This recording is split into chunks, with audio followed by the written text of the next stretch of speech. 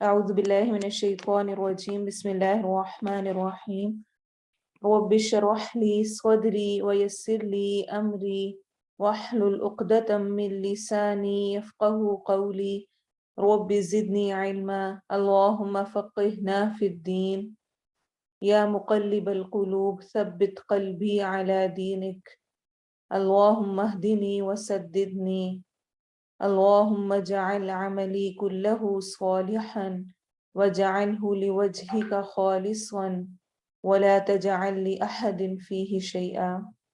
السلام علیکم ورحمۃ اللہ وبرکاتہ. انشاءاللہ آج ہم اپنے 30th کلاس میں سورہ بقرہ کی بنی اسرائیل سے ریلیٹڈ آیات 47 سے 50 تک کریں گے. اس سے پہلے تربیہ کی احادیث، دو بہت اہم احادیث جو کہ قرآن کی فضیلت کو ہم پر واضح کرتی ہیں اور قرآن کی رہنمائی اور اس کا فائدہ صرف اس دنیا میں نہیں بلکہ آخرت میں کس قدر ہے اس کا بیان کرتی ہے. آپ صلی اللہ علیہ وسلم نے فرمایا، ابو امامہ باہلی سے روایت ہے کہ قرآن کی تلاوت کرو، بلا شبہ قیامت کے دن یہ اپنے ساتھیوں کی سفارش کے لیے آئے گا. قرآن کی تلاوت کرو. آج کے دور کے فتنوں میں سے ایک فتنہ یہ بھی ہے کہ ہم سمجھتے ہیں ایک حق ادا کر دیا تو گویا سب حقوق ادا ہو گئے. جیسے کہ ہم بہت دفعہ اس پہ بات کر چکے ہیں کہ قرآن کریم کے ہم پر کچھ حقوق ہیں. کچھ لوگ تو قرآن کی تلاوت کرتے ہیں تو بس تلاوت تک ہی محدود رہتے ہیں، انہیں نہیں پتا کہ کیا پڑھ رہے ہیں، کیا کہا جا رہا ہے، کب عذاب کی آیات ہے، کب خوشخبری دی جا رہی ہے، کہاں پر کیا اللہ تعالیٰ مجھ سے فرما رہے ہیں. اور ایک طرف یہ ایکسٹریم ہے، ایسے لوگ بھی موجود ہیں جو کہتے ہیں کہ بس سمجھ کے پڑھ لو، تلاوت کی ضرورت نہیں ہے. تو یہاں پہ خاص طور پہ قرآن کی تلاوت سے متعلق بات کی جا رہی ہے.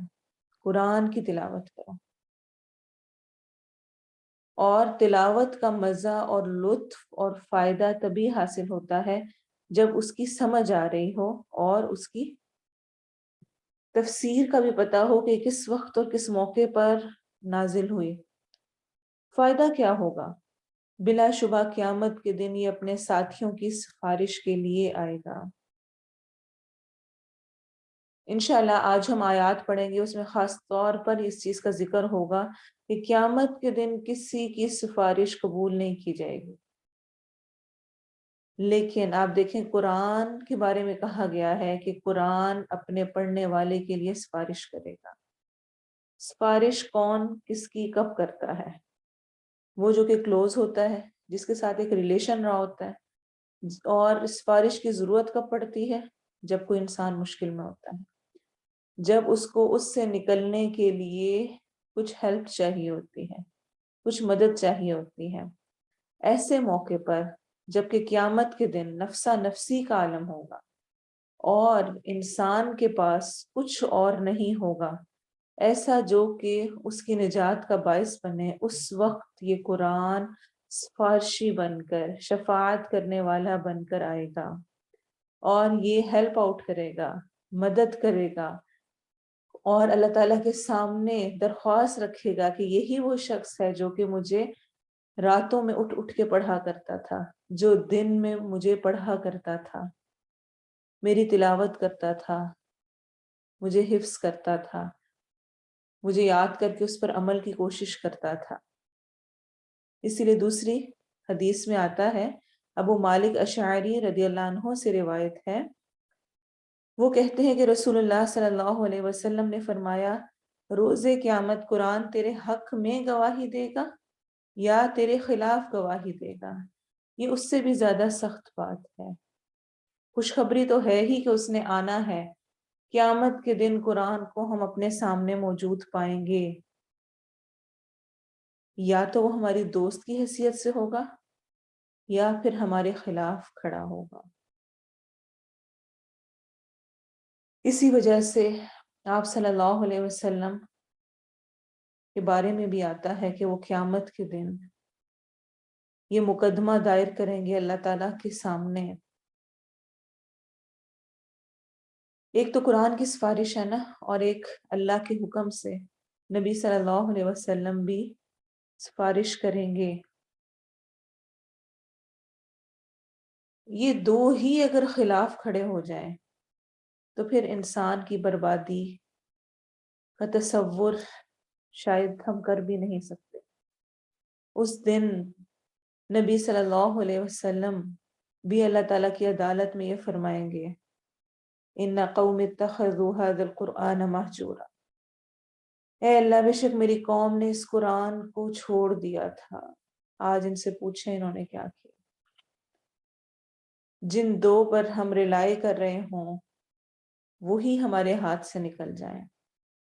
تو یا تو قرآن، جس نے قرآن کو ایک اور حدیث کے مطابق اپنے آگے رکھا ہوگا، اس سے رہنمائی نہیں ہوگی، اس کے ساتھ دن رات گزارے ہوں گے، یا تو وہ اس کی جنت کی طرف رہنمائی کرے گا، اور اگر پسے پش ڈالا ہوگا تو وہ اس کو دوزخ کی طرف دھکیل دے گا. اور قرآن مجید اللہ تعالیٰ کی باتیں اور اللہ تعالیٰ کا کلام ہے. جس سے محبت ہوتی ہے اس کی باتیں، اس کا ذکر چھیڑتے رہنے کے علاوہ محبت کرنے والے کو کوئی کام نہیں ہوتا. اس کے لیے سب سے زیادہ انجوائمنٹ، سب سے زیادہ بہترین وقت وہ ہوتا ہے جب کہ اس کے محبوب کے ذکر کیے جا رہے ہوں، تذکرے ہوں، کلام ہوں. میری اللہ تعالیٰ سے محبت کیسے پتہ چلے گی؟ اس قرآن کے ساتھ میرا کیسا تعلق ہے؟ کیا یہ میری ترجیح نمبر 1 ہے؟ کیا میرے دن کے کاموں میں، میری روٹین میں، میری باتوں میں، میرے خیالوں میں، میری تسلیوں میں قرآن کی آیات گھومتی ہیں؟ ایسے ہو گیا، یہ پریشانی آ گئی، فوراً ذہن میں آئے لا تحزن ان اللہ معنا، غم نہ کرو بے شک اللہ ہمارے ساتھ ہے. پھر کوئی مشکل پیش آئی تو ساتھ ہی ذہن میں اور آیت آ گئی. پھر کوئی اور مسئلہ پیش آیا تو اس میں قرآن کی آیت کی طرف، بار بار قرآن کی طرف. آج اگر ہم پلٹیں گے تو کل وہ ہمارے لیے آئے گا. تو اللہ کرے کہ قرآن ہمارے حق میں حجت بنے اور وہ ہمارے لیے سفارش کرنے والا بن کر آئے. لیکن اس کے لیے ہمیں اس کے ساتھ ایک بہترین تعلق قائم کرنا ہے. اللہ تعالیٰ ہمارے اوقات میں برکت دے اور ہمیں اس کا بہترین طور پر حق ادا کرنے والا بنائے. انشاءاللہ آج تجوید میں ہم آیت نمبر 47 سے 50 تک کریں گے، اور بنی اسرائیل کا یہ دوسرا رکوع شروع ہو رہا ہے. اس میں انشاءاللہ ہم یہاں سے ان کی ہسٹری شروع کریں گے. پہلے ہم تجوید کرتے ہیں، اور جیسا کہ میں نے آپ کو پہلے ہی بتا دیا تھا کہ ابھی ہم کچھ عرصے کے لیے تجوید کے نیکسٹ رولز کو نہیں کریں گے. اور اس کا مقصد یہ نہیں ہے کہ آپ کے لیے ایک لمبی بریک ہو اور آپ کہیں کہ اب کوئی ہوم ورک نہیں.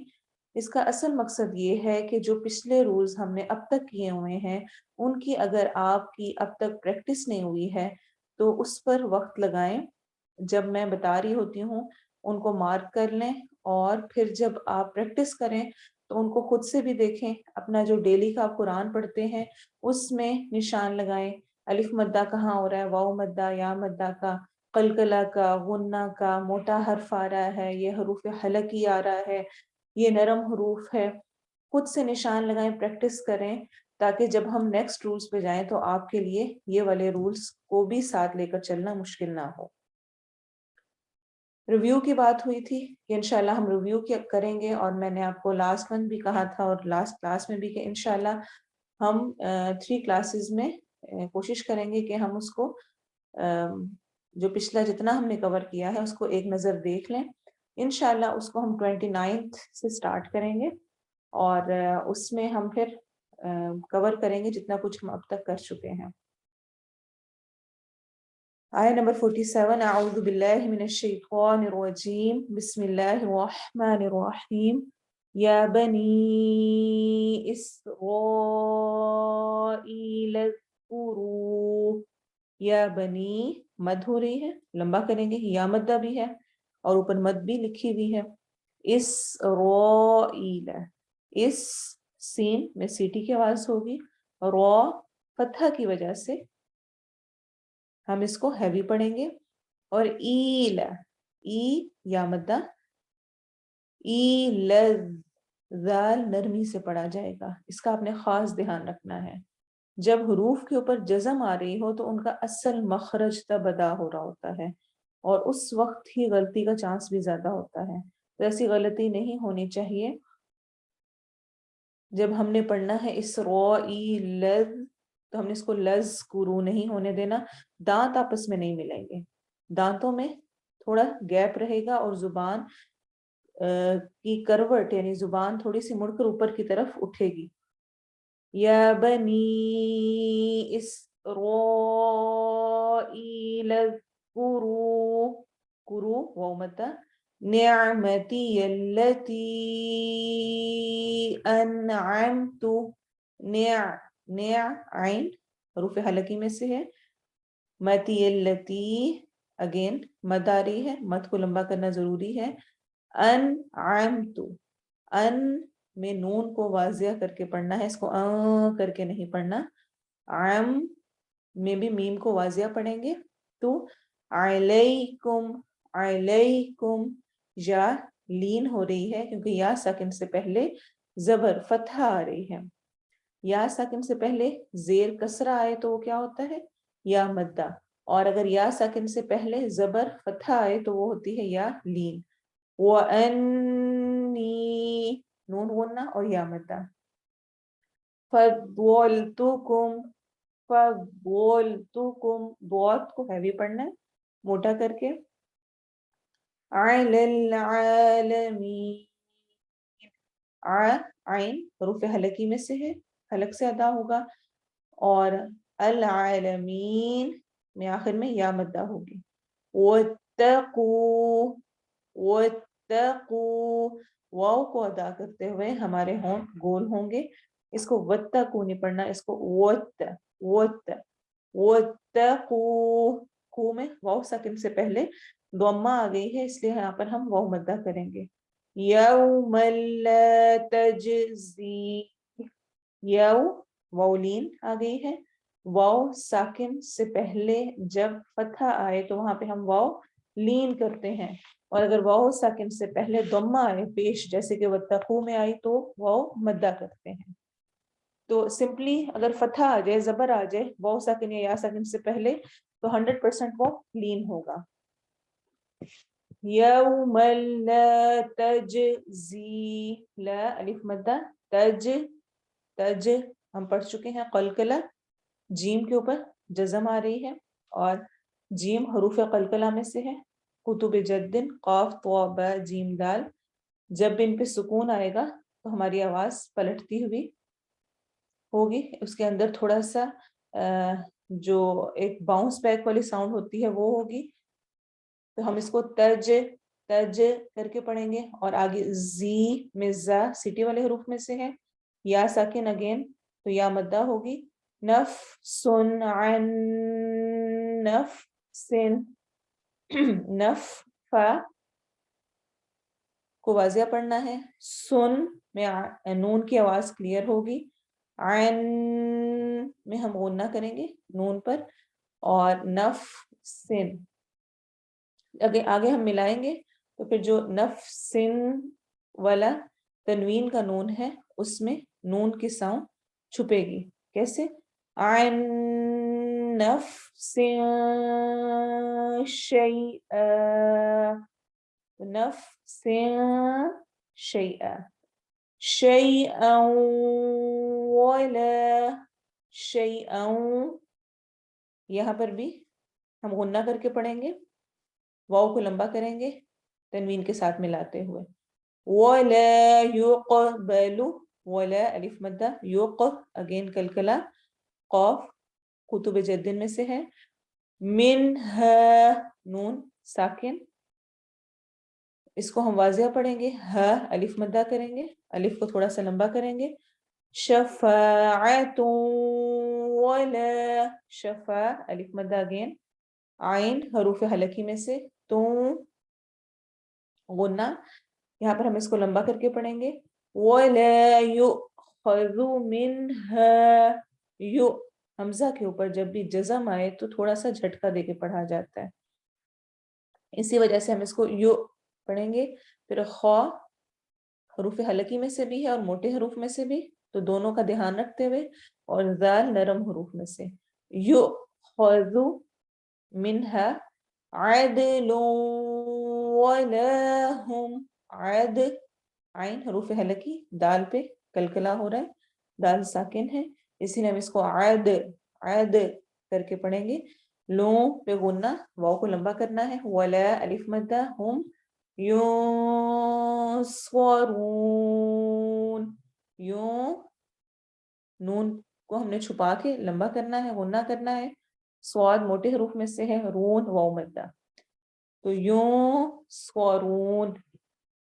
वइज़ नज्जयनाकुम, वइज़ जाल को नरमी से, नज्जई जई या साकिन और उससे पहले फतहा आ रही है तो या लीन होगी, नज्जयनाकुम में हम मीम को मीम से मिलाएंगे, मिन आलि फिरऔन, मिन नून साकिन है और इसको हम वाज़िया करके पढ़ेंगे, फिरऔन औ में हम वाव लीन करेंगे, तो हम इसको फिरऔ औ, हमारे होंठ गोल होंगे, फिर औ न करके पढ़ा जाएगा, यसूमूनकुम वाव मद्दा, यसू और मुंह में, सू अल अज़ाबी, सू अगेन मद्दा, अल अज़ाबी, अज़ा आइन हरूफ हलके में से, ज़ अलिफ मद्दा और जाल को नरमी से पढ़ेंगे,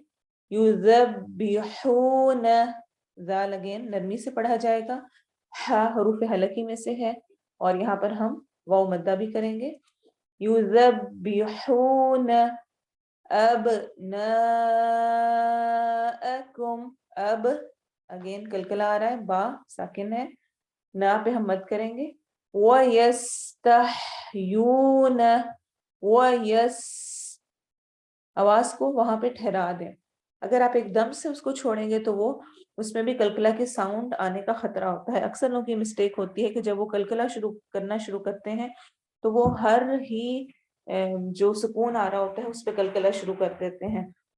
कलकला हमने सिर्फ काफ तवा बा जीम दाल पर करना है, इसके अलावा किसी पर नहीं करना। बाकी हरूफ पे हमने अपनी आवाज को ठहराना है, वहां पर दबाओ, वयस्तहयून सीन पे अगर आप थोड़ा सा जोर देंगे, ऐसी तरह जो बाकी हरूफ हैं कुतुब जद्दिन के अलावा, तो इंशाल्लाह आपका कलकला नहीं होगा। कलकला सिर्फ उन 5 हरूफ पे करना है, उसके अलावा दूसरों पे नहीं करना। वयस्तहयून निसाअकुम वफी ज़ालिकुम, फी या मद्दा, ज़ालिकुम नरम हरूफ में से, बलाउम मिर रब्बिकुम, बला यहाँ पर मद करेंगे, में लंबा करेंगे गुन्ना करते हुए, मिर रब्बिकुम, रॉ इस रॉ को मोटा पढ़ेंगे क्योंकि इसके ऊपर फतहा आ रही है, अज़ीम आइन हरूफ हलके में से, ज़ो नरम हरूफ और मोटे हरूफ में से है और आखिर में यहाँ पर या मद्दा हो रही है।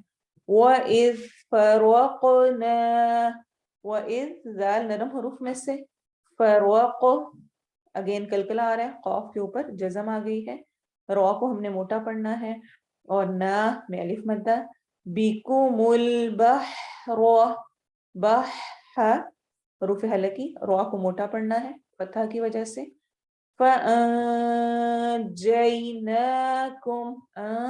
इख्फा यानी नून को हम छुपा के पढ़ेंगे, जई या लीन या सेकंड से पहले फतहा आ रही है, वअग़रक़ना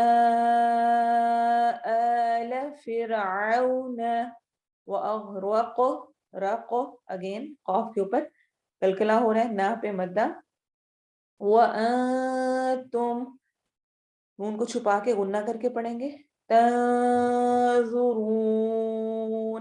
نون کو چھپا کے اور وا کو موٹا کر کے واو پہ مدہ کریں گے۔ اب اس کی تلاوت سنیں۔ یا بنی اسرائیل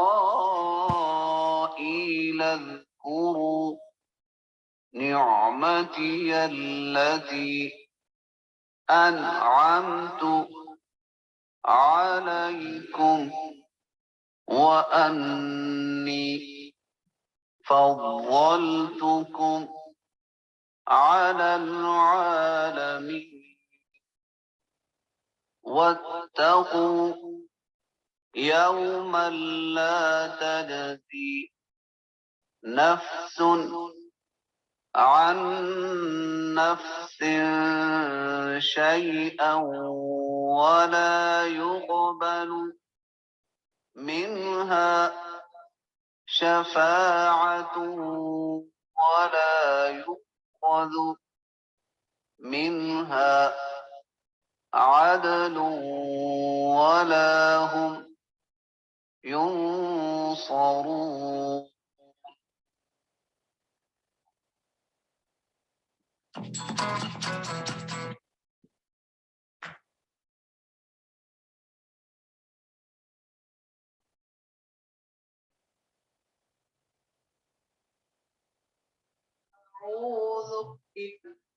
فرعون يسومونكم سوء العذاب يذبحون أبناءكم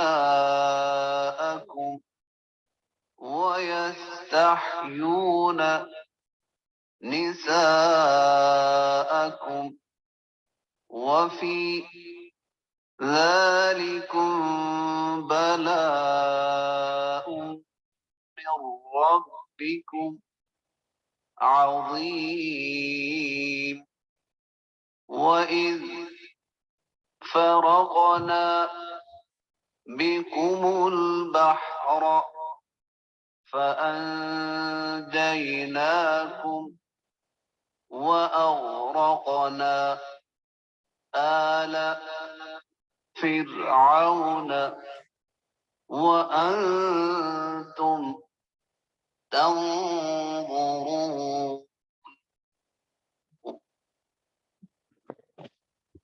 آئین آیات کا ترجمہ دیکھتے ہیں۔ آیت نمبر 47 سورۃ البقرہ۔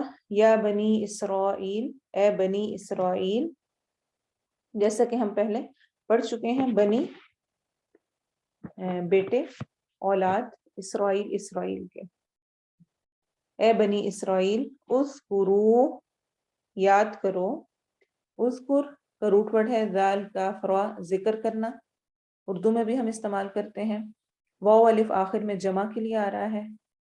یاد کرو نعمتی میری نعمت، نعمت کا لفظ ہم جانتے ہیں، اردو میں بھی استعمال کرتے ہیں، نون عین میم اس کا روٹ ورڈ ہے، آخر میں یا کا آنا میری کے لیے ہوتا ہے، یہ بھی ہم پڑھ چکے ہیں۔ تو میری نعمت التی وہ جو، انعمت انعام کی میں نے، انعم انعام کی، تو میں نے، جیسے کہ ہم سورۃ الفاتحہ میں انعمت انعام کیا تو نے پڑھ چکے ہیں، ایسی انعمت انعام کیا میں نے۔ ہم نے تا تی اور تو اور تا ساکن کو بھی پڑھا تھا۔ جب بھی تا دوما کے ساتھ اینڈ پر آ رہا ہو، پیش کے ساتھ، تو اس کا مطلب میں ہوتا ہے، اگر فتحہ کے ساتھ ہو تو اس کا مطلب تم ہے، اور یہ کسی مذکر کے لیے ہے، اور اگر تا کسرہ زیر کے ساتھ ہو، جیسے کہ فار ایگزامپل انعمتی، تو تی یہ اس کا مطلب بھی تم ہے لیکن یہ مونس کے لیے، اور اگر تا سکون کے ساتھ آ رہا ہو تو یہ کسی مونس کو انڈیکیٹ کر رہا ہوتا ہے۔ تو تا کا یہاں پر چونکہ پیش ہے اس لیے ترجمہ کیا ہوگا، انعام کیا میں نے، علیکم تم پر، علی پر, کم تم پر, وانی اور بے شک میں نے, انا بے شک آخر میں یا میں, اور بے شک میں نے, تو یہ انی دو کا کمبینیشن ہے. فضلتکم, فضل فا ضاد لام فضیلت دینا, یہ ہم جانتے ہیں اردو میں بھی. تو آ گیا دوبارہ, اس کا ترجمہ میں نے, کم تم سب کو, تمہیں, علی اوپر, العالمین تمام جہانوں پر, ال خاص کرنے کے لیے آ رہا ہے, یا نون آخر میں جمع کے لیے آ رہا ہے, درمیان میں العالم رہ گیا, عین لام میم, جہانوں کے لیے عالم کا ورڈ یوز ہوتا ہے, جو علم والا شخص ہوتا ہے اس کے لیے عالم یوز ہوتا ہے. تو کسرہ اور فتح کے فرق سے میننگ بالکل چینج ہو جاتا ہے. تو یہ علی العالمین, عالم جہان. واتقوا اور ڈرو, والف آخر میں جمع کے لیے آ رہے ہیں. تقوی ہم پڑھ چکے ہیں, واو قاف یا وقایا, وقایا اس کا روٹ ورڈ ہے اور اس کا مطلب ہوتا ہے بچنا. تو واتقوا اور ڈرو, یومن اس دن سے, یوم دن, یہ ہم سورۃ الفاتحہ میں بھی پڑھ چکے ہیں, مالک یوم الدین, تو یوم دن کو کہتے ہیں. یا واو میم اس کا روٹ ورڈ ہے.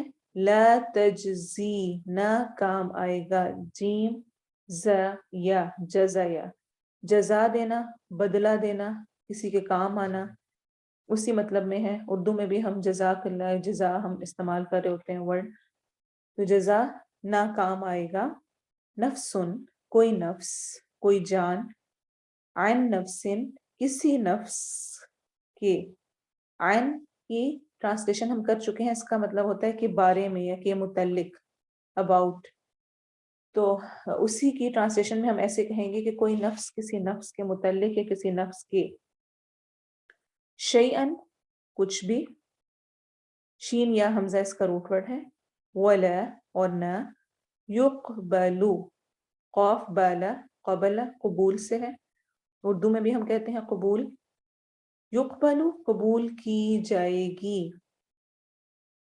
جب بھی اس طرح کا ورڈ سٹرکچر ہو تو اس میں آپ نے دیکھنا ہے, اگر یا کے اوپر پیش آ رہی ہے اور سیکنڈ لاسٹ لیٹر کے اوپر فتحہ زبر ہے, جیسے کہ یقبلو میں یا کے اوپر پیش آ رہی ہے, ضمہ آ رہی ہے, اور جو سیکنڈ لاسٹ لیٹر ہے وہ کیا ہے, با, اس کے اوپر زبر فتح آ رہی ہے, تو اس کی ٹرانسلیشن کیا جاتا ہے, کیا جائے گا, کی جائے گی میں آتی ہے. اس طرح ہم کرتے ہیں. اسی لیے ہم یہاں پہ یہ نہیں کہہ رہے ہیں یقبلو قبول کرے گا یا قبول ہوگی, قبول کی جائے گی.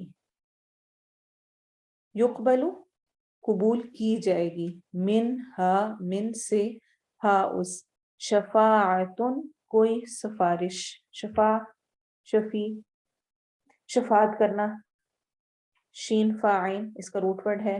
شفاع عربی زبان میں وطر کے اپوزٹ ہوتا ہے, جس طرح ہم ایون اور آڈ نمبر کہتے ہیں ویسے ہی یہ ایون کے لیے یوز ہوتا ہے, جوڑا جوڑا کر کے, جس طرح یا ایک چیز کو دوسرے سے ملا دینا, اصل میں شفاع یا شفاع ہے.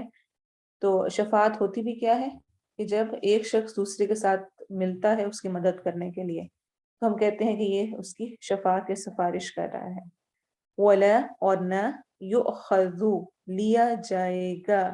یہاں پہ بھی دیکھیں یؤخذو یا کے اوپر پیش آ گئی, سیکنڈ لاسٹ لیٹر پر فتح آ رہی ہے, زبر آ رہی ہے, تو اس کی ٹرانسلیشن بھی کی جائے گی لیا جائے گا. اس کا روٹ ورڈ ہے اخذا. اخذا بھی ہم اردو میں یوز کرتے ہیں نتیجہ اخذ کرنا یا مواخذہ کرنا. تو نتیجہ اخذ کرنا کیا ہوتا ہے, ان کے لینا, یہ اس کا رزلٹ نکلا ہے, آیا ہے, یہ اس سے مطلب لیا جائے گا. تو یؤخذ لیا جائے گا, منہا اس سے, عدل کوئی بدلہ, عین دالام عدل کا ورڈ بھی ہم یوز کرتے ہیں انصاف برابری کے لیے. ولا اور نہ, ہم وہ, ینصرون وہ مدد کیے جائیں گے. اگین ینصرون میں دیکھیں یا کے اوپر ضمہ آ رہی ہے, second last word, second last word کون سا ہوگا, واو نون والا واو نہیں ہوگا, واو نون تو ایکسٹرا ہے نا کمبینیشن میں, واو نون تو جمع کے لیے آ رہا ہے. تو ہم نے اصل میں ورڈ کو دیکھنا ہے, یا کے اوپر پیش آ رہی ہے اور سیکنڈ لاسٹ ورڈ بن رہا ہے سواد, ینصرو. یا ینصرو. ینصرو میں سیکنڈ لاسٹ ورڈ ہے سواد، اس کے اوپر فتحہ ہے، اس لیے ہم اس کی ٹرانسلیشن میں کہیں گے وہ مدد کیے جائیں گے. نون سواد را اس کا روٹ ورڈ ہے. نصرت، نصر، یہ ورڈ بھی ہم یوز کرتے ہیں. وَإِذْ اور جب، نَجَّيْنَاكُمْ، نجی نجو سے ہے، نون جیم واو اس کا روٹ ورڈ ہے. نجی نا کم، تین کا یہ کمبینیشن ہے. نجی نجات دی، نا ہم نے، کم تمہیں.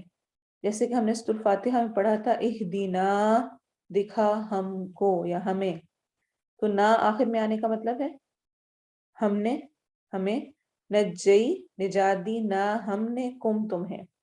جو پروناؤن پہلے آئے گا اس کو پہلے ترجمہ کرنا ہے، اس میں کنفیوز نہیں ہونا. اس کو ہم ایسے ترجمہ نہیں کر سکتے ہیں کہ تم نے نجات دی ہمیں. کس طرح کر کے ہم اس کو اب کریں کہ تم نے نجات دی ہمیں ہوگا یا ہم نے نجات دی تمہیں. تو جو پہلے ہے اس کو پہلے اس کی ٹرانسلیشن کریں اور اس کے بعد اگلے کی. نجینا نجات دی ہم نے، کم تمہیں. من سے، آل فرعون، آل فرعون، فرعون کی اولاد. فرعون اصل میں کسی شخص کا نام نہیں ہے. فرعون مصر کے جو بادشاہ تھے اس وقت کے، ان کا ٹائٹل ہوا کرتا تھا، ان کا لقب تھا. تو فرعون سے یہاں پر مراد جس فرعون کا خاص طور پہ موسیٰ علیہ السلام کے دور میں ذکر ملتا ہے اس کا نام رامسیس تھا. لیکن فرعون ایک جنرل لقب تھا، یہ فرعون کسی ایک بندے کا نام نہیں ہے، یہ مصر کے بادشاہوں کا ٹائٹل یا لقب تھا. تو آل فرعون سے مراد یعنی فرعون کے انڈر جتنے آل، اولاد، صرف آل سے مراد اولاد نہیں بلکہ جتنے اس کو فالو کرنے والے تھے وہ سب اس کے اندر شامل ہوں گے. یسومونکم، وہ تکالیف دیتے تھے تمہیں، یا کی ٹرانسلیشن وہ، سوم تکلیف دینا، واو نون آخر میں ہے جمع کے لیے، کم تمہیں، وہ تکلیف دیتے تھے تمہیں، سوء برے، العذابی عذاب کی. عین ظالبہ اس کا روٹ ورڈ ہے. ال شروع میں خاص کرنے کے لیے آ رہے ہیں، ان کے خاص قسم کا عذاب. یذبحون، یا شروع میں فعل مضارع کی نشانی کے طور پہ ہے جس کا ترجمہ ہوتا ہے وہ. واو نون آخر میں جمع کے لیے آ رہا ہے، اس کی جمع میں ٹرانسلیشن ہوگی. درمیان میں بچ گیا ذالبہ، ذبح، ذبح کرنا ہم اردو میں بھی پڑھتے ہیں. یہاں پہ سمپل یذ بھی ہونا نہیں کہا، یذب بھی ہونا، ذبح یذبح. ذبح جو ہوتا ہے یہ ہوتا ہے کہ مبالغے کے لیے استعمال ہو رہا ہے، خوب خوب پلاننگ کے ساتھ، اہتمام، کثرت، زیادتی کے طور پہ ذبح یا ذبح آتا ہے جو شد کے ساتھ آ رہا ہوتا ہے. اگر سمپلی ذبح ہو یا ذبیحہ ہو تو اس کا ترجمہ بھی ذبح کرنا ہی ہے، لیکن شد کے ساتھ آنے کا مطلب ہے کہ کثرت اور اہتمام اور شدت کے ساتھ ذبح کرنا. ابناءکم، تمہارے بیٹوں کو. ابنا بیٹے، ابن کی جمع ہے، کم تمہارے، تو تمہارے بیٹوں کو. اس کا روٹ ورڈ ہے با نون واو، بنو. وَيَسْتَحْيُونَ، اور وہ زندہ چھوڑ دیتے تھے، یا استحیی اور پھر آخر میں واو نون جمع کے لیے ہے. یا اس کا روٹ ورڈ ہے حی. استحیی یا یستحیی، اس کے دو مصدر ہیں، دو اوریجن ہیں. اسی وجہ سے آپ دیکھیں گے کہ جو ہم نے پڑھا تھا ان اللہ لا یستحیی، بے شک اللہ تعالیٰ نہیں شرم محسوس کرتا. تو دو روٹ ورڈ ہیں، ایک اس کا مصدر ہے جو اس کے اوریجن ہے اس ورڈ کا، جو استحیا ہے، یہ اصل میں حیات سے بھی ہے اور حیا سے بھی ہے، اور اکارڈنگ ٹو دا کانٹیکسٹ ہم اس کی ٹرانسلیشن کرتے ہیں. وہاں پر یہ حیا سے تھا اس لیے ہم نے اس کی ٹرانسلیشن شرمانے کے میننگ میں کی. یہاں پہ یستحیون یہ مقابلے میں آ رہا ہے یذبحون، تو یہ اصل میں حیات سے ہے. حیات کسے کہتے ہیں؟ زندگی کو. تو وہ زندہ چھوڑ دیتے تھے. نساءکم، تمہاری عورتوں کو. نساء نساء کا بھی ہم اردو میں اکثر نسوانی آواز اور اس طرح کی ٹرم یوز کرتے ہیں، تو اسی سے نساء عورت، وفی ذالکم اور اس میں، ذالکم چونکہ پیچھے سارے یسومونکم ابناءکم نساءکم آ رہا ہے، اسی اعتبار سے ذالکم لکھا گیا، لیکن ترجمہ اس کا اس ہی ہوگا۔ اور اس میں بلاؤن آزمائش تھی، با لام واو بلو، بلاؤن آزمائش، من ربکم تمہارے رب کی طرف سے، من سے ربکم، رب اور کم کا کمبینیشن ہے، تمہارے رب کی طرف سے، عظیم بہت بڑی، عین ضا میم ہم پہلے ہی پڑھ چکے ہیں، عذاب عظیم بڑا عذاب، وَإِذْ اور جب، فرقنا پھاڑا ہم نے، فرقا فرق کرنا کیا ہوتا ہے؟ تفریق کرنا، فرقہ بھی اسی سے ہے، فریق ایک گروہ بن جانا الگ الگ، وہ سب بھی اسی سے ہیں۔ بکم تمہارے لیے، تمہارے ساتھ، بھی ساتھ، کم تمہارے، یعنی تمہارے وجہ سے یا تمہارے لیے، البحر سمندر، الف لام خاص کرنے کے لیے، بحر بحر، بحر بھی ہم جانتے ہیں، اس کو بھی ہم اردو میں یوز کر رہے ہوتے ہیں۔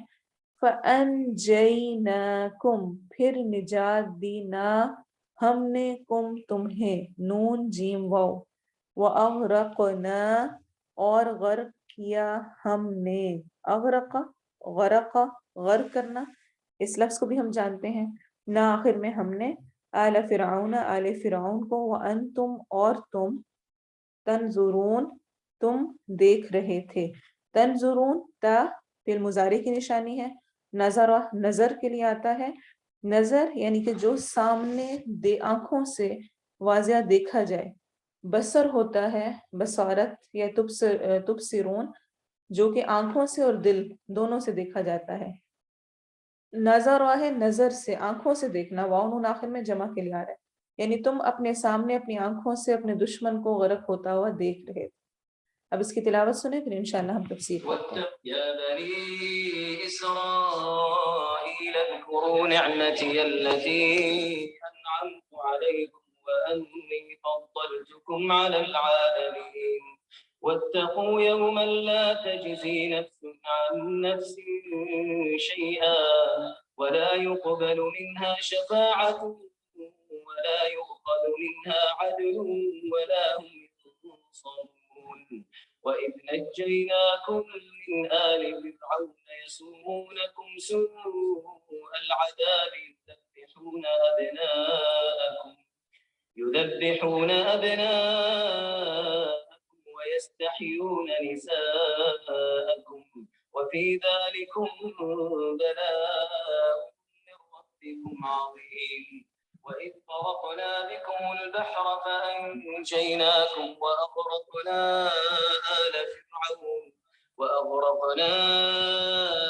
فرعون وأنتم تنظرون۔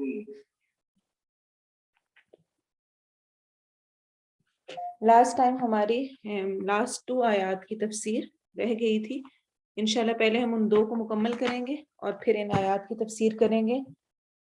آیت نمبر 45 سے، اعوذ باللہ من الشیطان الرجیم، بسم اللہ الرحمن الرحیم، وَاسْتَعِينُوا بِالصَّبْرِ وَالصَّلَاةِ وَإِنَّهَا لَكَبِيرَةٌ إِلَّا عَلَى الْخَاشِعِينَ۔ وَاسْتَعِينُوا اور مدد طلب کرو، بالصبر ساتھ صبر، والصلاة اور نماز کے، وَإِنَّهَا اور بے شک وہ، لَكَبِيرَةٌ البتہ بڑی بھاری ہے، إِلَّا مگر، عَلَى الْخَاشِعِينَ خشوع کرنے والوں کے۔ انسان جب دعوت دین کے کام میں نکلتا ہے یا جب وہ دین پر استقامت کی کوشش کرتا ہے تو اس وقت اس کو بہت ساری آزمائشیں اور امتحان اور لوگوں کی باتیں اور رویے فیس کرنے پڑتے ہیں۔ دعوت کا کام آسان کام نہیں ہے، اسی وجہ سے اس کا اجر بھی بے پناہ رکھا گیا، اسی کی وجہ سے فضیلت بھی ملی، اور اس میں صبر کرنے کی تلقین بھی دی جا رہی ہے۔ تو عام روزمرہ زندگی میں بھی اور دعوت کے کام میں خاص طور پر، دعوت پر ڈٹنے میں، نیکی کے کام پر جمنے کے لیے جن دو چیزوں کو ایز اے ٹول لینے کا حکم دیا جا رہا ہے وہ ہے صبر اور صلاح۔ صبر کہتے ہیں حبس النفس، اپنے نفس کو روک لینا، اپنے آپ کو روک لینا، کسی سے نیگیٹو ریئیکشن سے، شکوے شکایت سے، غیظ و غضب سے، اللہ تعالیٰ کی نافرمانی سے۔ اور یاد رکھیں کہ صبر 3 قسم کا ہوتا ہے۔ ایک تکالیف پہ صبر کرنا، دوسرا نیکی پر جمنے پر خود کو روک کے رکھنا، جما کے رکھنا، نہیں صبح اٹھنے کا دل کر رہا تب بھی اٹھنا، اور برے کام سے خود کو روکنا، اس پر صبر کرنا، اس پہ رک جانا۔ کس طرح سے کہ دل کر رہا ہے کہ یہ گناہ کا کام کیا جائے، یہ ایک ویڈیو دیکھ لوں، یہ ایک چیز دیکھ لوں، اور پھر بھی اس کو نہ دیکھنا۔ تو صبر اپنے آپ کو برائی سے روکنا، جو اللہ کی مرضی کے خلاف ہے وہاں خود کو کھینچ لینا، حرام کردہ چیزوں سے خود کو بچانا، یہ صبر کہلاتا ہے۔ اور صبر کے ساتھ اللہ تعالیٰ کی طرف رجوع، نماز، یہ انتہائی ضروری ہے۔ اس کے بغیر انسان کو مدد نہیں مل سکتی۔ تو اگر میں اور آپ چاہتے ہیں کہ ہمیں اللہ کی مدد نصیب ہو، اس کی طرف سے ہمارے لیے مدد آئے، تو ہمیں 2 کام کرنے ہوں گے، ایک صبر اور دوسرا نماز۔ صبر کا ذکر کیوں پہلے آیا ہے؟ کیونکہ جب بھی کوئی ایسی مشکل، تکلیف، پریشانی، رویہ یا کچھ بھی پیش آتا ہے تو کیا ہوتا ہے کہ ہم پہلے بیٹھ کے اس پہ افسوس کرتے ہیں، دوسروں سے ذکر کرتے ہیں، شکوے شکایتیں کرتے ہیں، پھر اس کے بعد سوچتے ہیں اچھا چلو نفل پڑھنا، اور پھر اس کے بعد نماز کے لیے کھڑے ہوتے ہیں اگر کھڑے ہونا بھی چاہیں، اور تب تک ہم اپنی ساری فیلنگ سب کچھ نکال چکے ہوتے ہیں، دوسرے کی بہت ساری باتیں سن چکے ہوتے ہیں، دوسروں نے بھی 2-4 اور لگا کے سنا دی ہوتی ہیں، ہاں واقعی اس نے غلط کیا، یہ ہو گیا، وہ ہو گیا، اور اس کے بعد نماز میں ہمارا وہ خشوع اور وہ رہتا ہی نہیں ہے۔ تو جس وقت تکلیف پہنچی اس وقت صبر، اور ساتھ پھر فوراً اللہ کی طرف رجوع۔ آپ صلی اللہ علیہ وسلم کی یہ سنت تھی، یہ طریقہ تھا کہ جب بھی کوئی مشکل پیش آتی، کوئی غم پیش آتا، کوئی پریشانی ہوتی، آپ فوراً ہمیشہ نماز کی طرف لپکتے۔ اس کیفیت کو سوچیں۔ اور اکثر ہم یہ سوچتے ہیں کہ یا کہہ رہے ہوتے ہیں کہ کیا کروں، مجھ سے صبر نہیں کیا جاتا، میں بڑا سوچتی ہوں، میں نے کرنا ہے، مجھ سے نہیں ہوتا، مجھ سے نہیں اپنا غصہ قابو میں کیا جاتا، مجھ سے نہیں یہ ہوتا۔ تو یاد رکھیں حدیث میں آتا ہے، آپ صلی اللہ علیہ وسلم نے فرمایا جو صبر کرنا چاہتا ہے اللہ تعالیٰ اسے صبر دے دیتے ہیں۔ پہلے اپنی اندر کی اس کیفیت کو نکالنے کی ضرورت ہے کہ یہ نہیں ہو سکتا۔ اللہ تعالیٰ کسی ایسی چیز پر ہمارا مواخذہ نہیں کریں گے جو ہم نہیں کر سکتے، لیکن جو چیز ہم کر سکتے ہیں اسی کو کرنے کا ہمیں حکم بھی دیا گیا ہے۔ تو جو صبر کرنا چاہتا ہے، جو خود کو کنٹرول کرنا چاہتا ہے، اللہ تعالیٰ اس کے لیے پھر آسانی کرتے ہیں، اس کو واقعی صبر پھر میسر آ بھی جاتا ہے۔ نماز اور صبر سے مدد، اللہ کی مدد، اللہ کی نصرت اگر میں چاہتی ہوں تو مجھے صبر اور نماز سے مدد لینی ہوگی، لیکن یہ بہت سارے لوگوں پہ بہت بھاری ہوتی ہے۔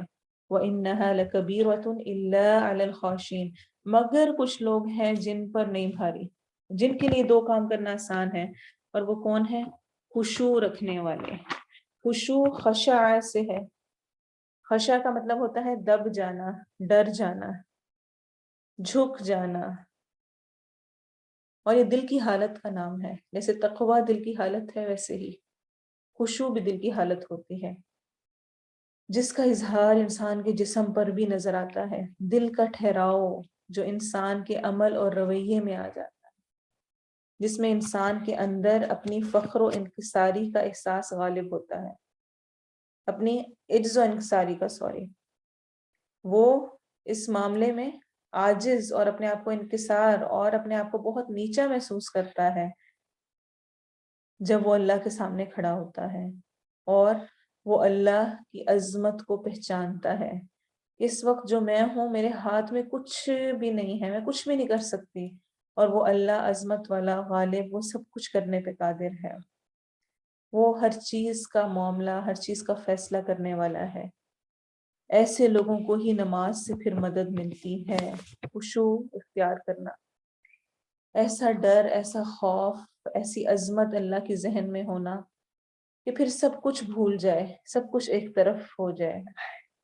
اسی لیے ہم دیکھتے ہیں کہ سلف صالح کی زندگیوں میں نمازوں کا خشوع اس حد تک تھا کہ اگر ان کا تھوڑا سا بھی دھیان کہیں بٹتا یا جاتا تو وہ اس چیز کو ہی قربان کر دیتے کہ اس چیز کی وجہ سے میری نماز میں خلل آیا ہے۔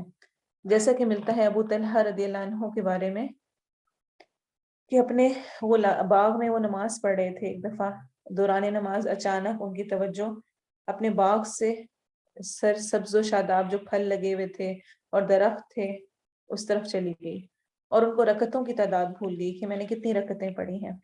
جا کے نبی صلی اللہ علیہ وسلم کی خدمت میں واقعہ بیان کیا اور فرمایا، یا رسول اللہ صلی اللہ علیہ وسلم، جس چیز نے میری نماز میں خلل پیدا کیا ہے میں اسے اللہ کی راہ میں صدقہ کرتا ہوں، آپ اسے جہاں چاہیں استعمال فرمائیں۔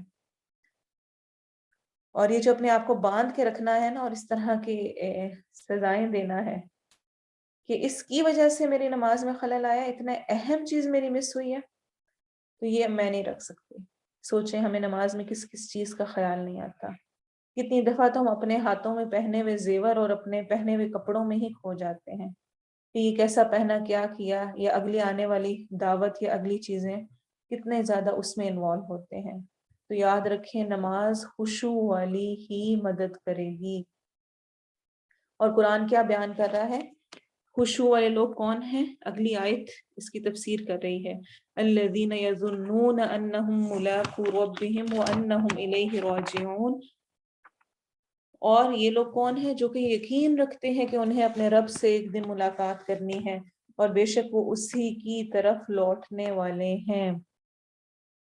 نماز ایک ٹیسٹ ہے، جیسے بیماری کے لیے بلڈ ٹیسٹ کیا جاتا ہے اور اس میں پتہ چلتا ہے کہ کیا مسائل ہیں، کیا ٹھیک ہے کیا نہیں ہے، ایسے ہی اللہ تعالیٰ سے ریلیشن کو چیک کرنے کے لیے ہمیں اپنی نمازوں کو دیکھنے کی ضرورت ہے۔ یہ قسم کا ٹیسٹ ہوتا ہے۔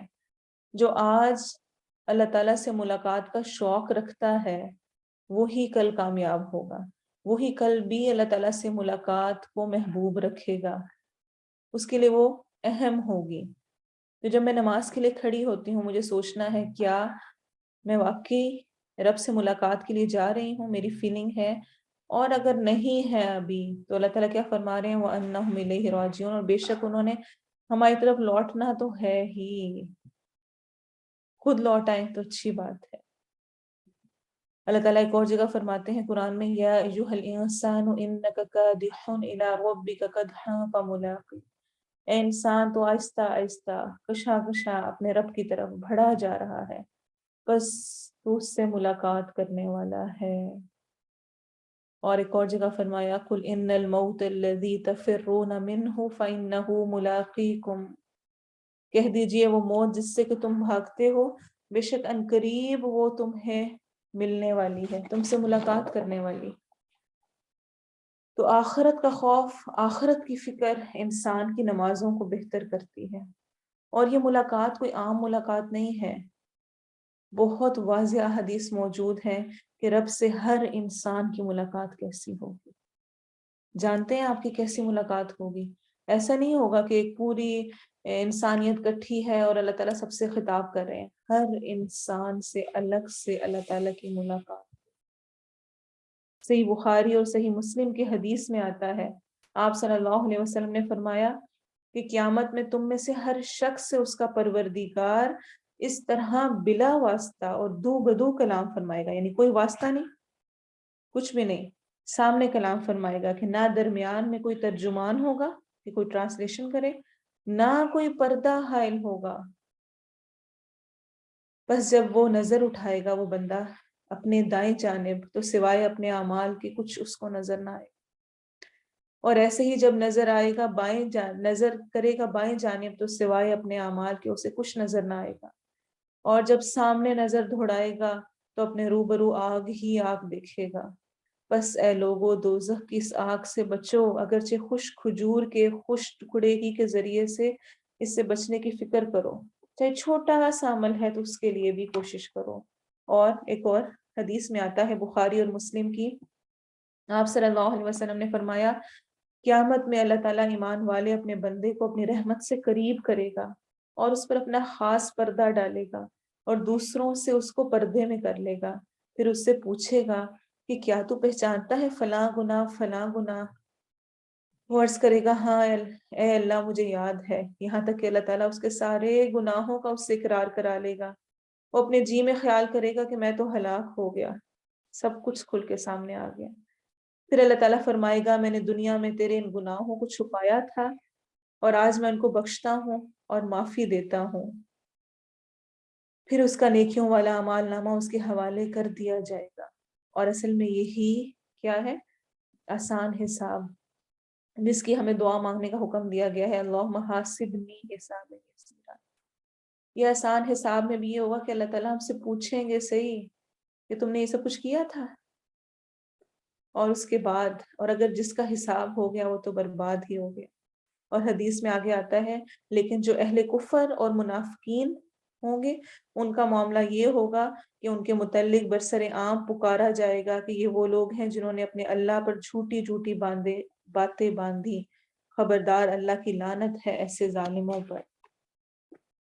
تو اللہ کی مدد جو کہ ہم میں سے ہر ایک محتاج ہے اور چاہتا ہے، اس کے لیے ضروری ہے کہ وہ صبر کرے، اپنے نفس کو روکنے کی کوشش کرے، نماز کے ذریعے سے مدد لے اور اس چیز کا یقین رکھے کہ ایک دن اس سے اپنے رب سے ملاقات کرنی ہے جب وہ ہر چیز کا پھل پا لے گا. جو اس نے صبر کیا ہوگا، جو اس نے مشکلیں برداشت کی ہوں گی اور جو اس نے محنتیں مشقتیں اس رب کی راہ میں کی ہوں گی، انشاءاللہ وہ ان کو اس کے سامنے اس کے پاس جا کر دیکھے گا. اس کے بعد بنی اسرائیل کی تاریخ کا ذکر شروع ہو رہا ہے. پچھلے رکوع میں بھی بنی اسرائیل سے متعلق ہی گفتگو تھی. اگلے تقریباً 10 رکوع 9 سے 10 رکوع بنی اسرائیل کی تاریخ سے متعلق ہی بات ہوگی اور مختلف واقعات کے ذریعے سے اللہ تعالیٰ یہ بات بتائیں گے اور اس کی طرف اشارہ کریں گے کہ ان کی روش کیا تھی اور اللہ تعالیٰ کی دی ہوئی نعمتیں اور کس طرح اللہ ان کو نوازتا رہا اور کس طرح سے انہوں نے نافرمانی کی اور ان پر پھر عذاب کا کوڑا برسا.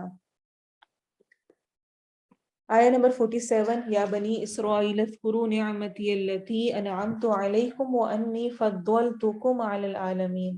اے بنی اسرائیل یاد کرو میری نعمت وہ جو انعام کی میں نے تم پر. ان نعمتوں کا ذکر ہم پچھلے رکوع میں کر چکے ہیں. یہاں پر خاص طور پہ ایک اور چیز کس کا ذکر ہے، وَأَنِّي فَضَّلْتُكُمْ عَلَى الْعَالَمِينَ، اور میں نے تمہیں فضیلت دی تمام جہانوں پر. کس اعتبار سے فضیلت ملی؟ زیادہ اچھا انہیں کھانے کو ملا، زیادہ اچھا پہننے کو ملا، زیادہ اچھی عمارتیں ملی، دنیا ملی؟ نہیں، خاص طور پہ فضیلت اس اعتبار سے کہ ان کو ایمان کی نعمت ملی. ان کے پاس بہت سارے رسول آئے، ان کے پاس کتابیں آئیں، تو ایمان کی بنا پر، ایمان کی نعمت کی وجہ سے انہیں تمام جہانوں پر فضیلت ملی، تمام دوسری امتوں پر. اس لیے وہ اہل کتاب کہلائے، اسی لیے دوسرے لوگ امی کہلائے. تو دین کی نعمت ہونا، اسلام کی نعمت ہونا، اس سے بڑی کوئی نعمت دنیا میں نہیں ہے.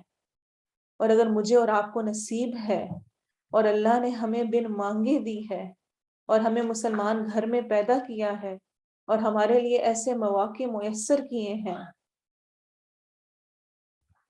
تو گویا یہ ہمارے اوپر اللہ کی ایک خاص نعمت ہے، فضیلت ہے، اور ہمیں اس کا ذکر کرنے کی ضرورت ہے. جو اللہ تعالیٰ فرما رہے ہیں نا ذکر کرو میری نعمتوں کا، اور ذکر کرنا کیا ہے؟ یعنی اس پہ شکر ادا کرنا، اس کو اسی طرح سے لے کے چلنا اور اس کا ویسے ہی حق ادا کرنا جس وجہ سے وہ دی گئی ہے۔ لیکن اہل یہود کا، بنی اسرائیل کا رویہ کیا تھا کہ وہ اس چیز کو بھول گئے، انہوں نے اس کو پس پش ڈال دیا اور انہوں نے اپنی جھوٹی آرزوؤں اور تمناؤں کو اپنا سب کچھ سمجھ لیا کہ اس کے ذریعے سے ہم پار لگ جائیں گے۔ اسی وجہ سے اگلی آیت آخرت کی طرف ان کی نشاندہی کر رہی ہے۔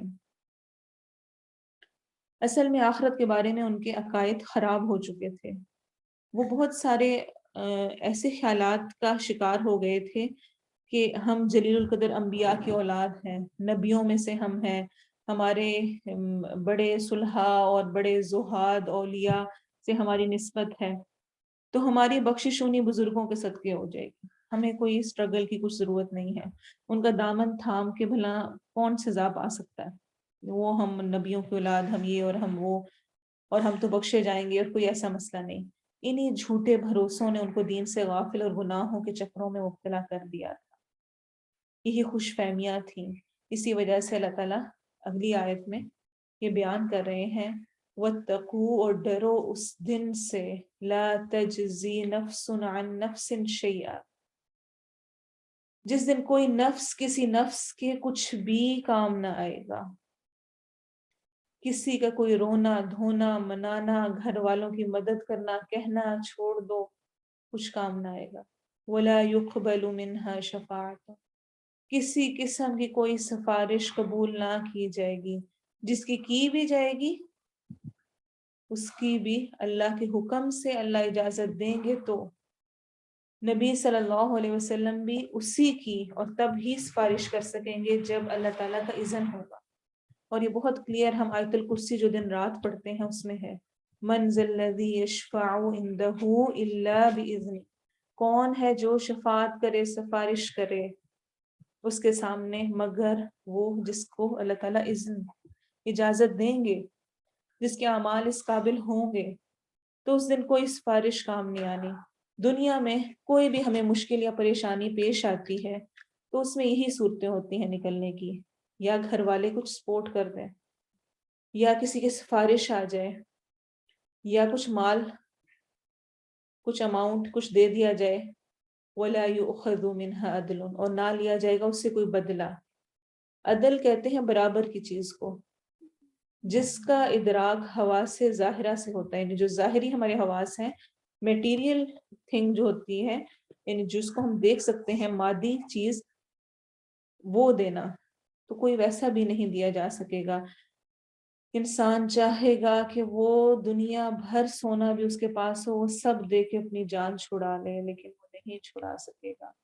وَلَا هُمْ يُنصَرُونَ، اور نہ وہ مدد کیے جائیں گے، کوئی فوج کوئی لشکر کچھ بھی کام نہ آئے گا۔ آپ صلی اللہ علیہ وسلم نے اپنی پھوپھی صفیہ سے فرمایا تھا، اپنی بیٹی فاطمہ رضی اللہ عنہا سے فرمایا تھا، اے میری بیٹی فاطمہ، اے میری پھوپھی صفیہ، میں اللہ کے ہاں تمہارے کام نہ آؤں گا، دنیا میں جو مانگتی ہو، جو مال چاہیے لے لو، کل وہاں کچھ کام نہ آؤں گا۔ تو سب سے زیادہ رشتہ داری کا بینیفٹ اگر کسی کو مل سکتا تھا تو وہ فاطمہ رضی اللہ عنہا تھی۔ آج ہم کن خوش فہمیوں کا شکار ہیں کہ امت محمدی ہونے پہ بخش دیے جائیں گے، صرف کچھ نعرے لگانے، کچھ جلوس کرنے، کچھ لائٹیں جلانے اور کچھ اس قسم کی خام خیالیاں جن میں کہ اصل میں اپنے نفس کی ہی انجوائمنٹس ہیں اور اپنے مزے ہیں، وہ کرنے سے ہم بخش دیے جائیں گے اور محبت کے حق ادا ہو گئے۔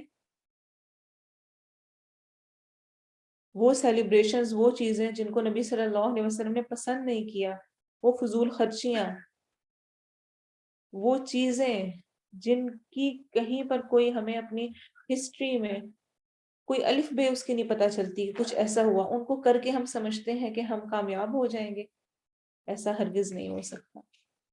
کامیابی کے لیے ضروری ہے اللہ تعالیٰ کی اطاعت اور اس کے بعد اس کے نبی کا اتباع۔ پھر اللہ تعالیٰ بیان فرما رہے ہیں اگلی دو آیات میں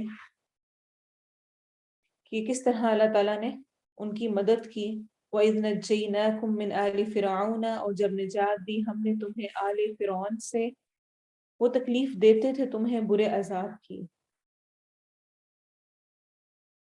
خاص طور پہ بنی اسرائیل سے یہاں خطاب ہے۔ یوسف علیہ السلام کے دور میں بنی اسرائیل مصر جا کر سیٹل ہو گئے تھے۔ جب یوسف علیہ السلام کو بادشاہت ملی، وہاں پر ان کو بادشاہت ملی، مسلمان کافی عرصہ اس حال میں رہے، پھر آہستہ آہستہ ان میں خرابیاں اور ایمان کے زوال کی وجہ سے ان کے اندر زوال آنے لگ گیا، اور یہاں تک آ گیا کہ آل فرعون نے ان کو اپنا غلام بنا لیا، اور اس غلامی کی حالت میں وہ ان کو برے عذاب کی تکالیف دیا کرتے تھے۔ اگرچہ انہوں نے ان کو غلام بنا کے رکھا ہوا تھا، لیکن پھر بھی وہ ان کی آبادی سے، ان کے بڑھنے سے بہت زیادہ خائف تھے، خوف رکھتے تھے۔ اسی وجہ سے پھر وہ یذبحون ابناءکم ویستحیون نساءکم، وہ ان کے بیٹوں کو ذبح کرتے اور ان کی عورتوں کو زندہ چھوڑ دیتے، چونکہ عورتوں نے کوئی جنگ نہیں کرنی تھی، کوئی لڑنا نہیں تھا، کوئی نقصان نہیں تھا، اور عورتوں سے بھی وہ اپنے فائدے حاصل کرتے، لونڈیاں بنا کے رکھتے، اور آگے جو نسل آتی وہ بھی بہرحال فرعونی ہی تھی۔ اور جو یہ رامسیس تھا، یہ فرعون، اس کو اونچی اونچی عمارتیں بنانے کا بہت شوق تھا، تو یہ مشقت، جبری کام اور مزدوری اور وسیع پیمانے پہ اس طرح کی چیزیں ان بنی اسرائیل سے کروایا کرتا تھا۔ بہت اہم سوچنے کی بات یہاں پر ہے، وہ امت جس کو کہ تمام جہانوں پر فضیلت دی گئی، جس کو اتنا بڑا ٹائٹل دیا گیا، جس کو پاس اتنے رسول آئے، کتابیں آئیں، ان کا یہ حال کیوں ہوا؟ اللہ کی دی ہوئی نعمت کو چھوڑنے پر، دنیا کے ساتھ دل لگانے پر، دنیا میں اپنے دل کو انوالو کرنے میں۔ ایسی آزمائشیں آئیں، ایسے وقت بھی آئے کہ جب ان کے لڑکوں کو اہتمام کے ساتھ، جیسا میں نے پہلے بتائی، ذبیح شد کے ساتھ ہے، اہتمام کے ساتھ، زیادتی، شدت کے ساتھ، کثرت کے ساتھ خوب خوب قتل کیا گیا۔ اسی لیے ہمیں موسیٰ علیہ السلام کی والدہ کا بھی واقعہ ملتا ہے، کس طرح انہوں نے ان کو پانی میں ڈالا، اور سارے واقعات۔ ایسا کیوں کیا گیا کہ ان کو ذبح کیا جائے؟ مین ریزن ان کی آبادی اور اس سے خدشہ تھا۔ باقی جو یہ روایات ہیں کہ فرعون نے خواب دیکھا یا نجومیوں نے اس کو بتایا یا مختلف، یہ بنی اسرائیل کی روایات ہیں، اسرائیلی روایات ہیں، ان کے بارے میں کوئی حتمی فیصلہ نہیں ہے کہ کیا واقعی ایسا تھا یا نہیں تھا، لیکن اتنا ضرور ہے کہ ان کے بیٹوں کو ذبح کیا گیا اور ان کی عورتوں کو زندہ چھوڑا گیا، اور یہ بہت بڑی آزمائش تھی۔ وَفِي ذَلِكُمْ بَلَاءٌ مِّن رَبِّكُمْ عَظِيمٌ، اور یہ تمہارے رب کی طرف سے تم پر بہت بڑی آزمائش تھی۔ آزمائش جو بھی آتی ہے وہ اللہ کی ہی طرف سے آتی ہے، اور اللہ ہی ہے جو کہ اس کو پھیرنے والا بھی ہے، وہی نجات دینے والا بھی ہے۔ وَإِذْ فَرَقْنَا بِكُمُ الْبَحْرَ فَأَنْجَيْنَاكُمْ، اور جب پھاڑا ہم نے تمہارے لیے سمندر کو، پھر نجات دی ہم نے تمہیں، اور غرق کر دیا ہم نے آل فرعون کو، اور تم دیکھ رہے تھے۔ انشاءاللہ اس آیت کی تفسیر اور تھوڑی سی ہم پچھلی آیت کو بھی کیا ہم نے سیکھا اس کو ہم نیکسٹ انشاءاللہ ہم کلاس میں کریں گے، اور اگلی آیات کی بھی انشاءاللہ تجوید اور تفسیر کریں گے۔ تلاوت سن لیں، آپ نے کیا سیکھا اس کو ضرور اپنی عمل کی ڈائری میں لکھیں، شیئر کریں دوسروں کے ساتھ، اور اپنی اٹینڈنس اپنے گروپس میں مارک کریں۔ بارک اللہ لی ولکم فی القرآن العظیم ونفعنی وإیاکم بالذکر الحکیم۔ تلاوت سنیں۔ واستعينوا بالصبر والصلاة وإنها لكبيرة إلا على الخاشعين الذين يظنون أنهم ملاقو ربهم وأنهم إليه راجعون يا بني إسرائيل اذكروا نعمتي التي أنعمت عليكم وأني فضلتكم على العالمين واتقوا يوما لا تجزي نفس عن نفس شيئا ولا يقبل منها شفاعة ولا يؤخذ منها عدل ولا هم ينصرون وإذ نجيناكم من آل فرعون يسومونكم سوء العذاب يذبحون أبناءكم ويستحيون نساءكم وفي ذلكم بلاء من ربكم عظيم وإذ فرقنا بكم البحر فأنجيناكم وأغرقنا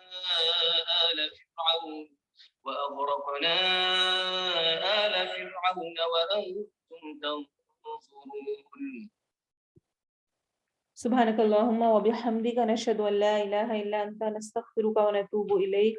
سبحان ربك رب العزة عما يصفون وسلام على المرسلين والحمد لله رب العالمين. والعصر إن الإنسان لفي خسر إلا الذين آمنوا وعملوا الصالحات وتواصوا بالحق وتواصوا بالصبر. السلام عليكم ورحمة الله وبركاته.